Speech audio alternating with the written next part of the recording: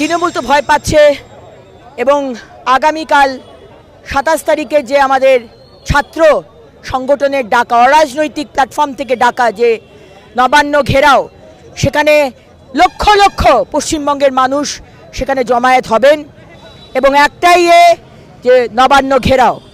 এবং আমাদের কাছে খবর আছে বিভিন্ন জায়গায় নর্থ বেঙ্গলে সেখানে কিছু কিছু জায়গাতে হাজার হাজার তৃণমূলের গুন্ডাদের একত্রিত করা হচ্ছে। কালকে সেই গুন্ডাদেরকে ওই আমাদের অরাজনৈতিক পিসফুল প্রোটেস্ট সেখানে ঢুকিয়ে দেওয়া হবে এবং তৃণমূলেরই গুন্ডাদের দিয়ে সেখানে একটা টোটাল কেয়াস সৃষ্টি করা হবে।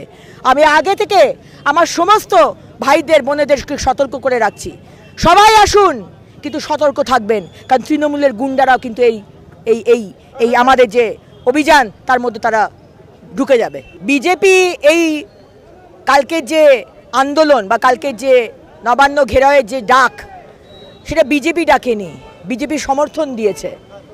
এবং আমাদের সম্মানীয় সভাপতি বলেছেন কোনো রকম মেডিকেল অ্যাসিস্ট্যান্স এবং কোনো রকম লিগাল অ্যাসিস্ট্যান্স আজকে বিজেপি প্রত্যেকটি মানুষের পাশে আছে।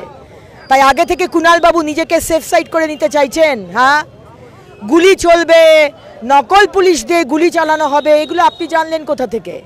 মানে এইটাই কালকে হয়তো তৃণমূল করবে, সেই কারণে আজকে আমাদের মানে বিজেপির ঘাড়ে এটাকে চাপিয়ে দিয়ে সে নিজেকে পাশ কাটিয়ে চলে যাওয়ার চেষ্টা করছে।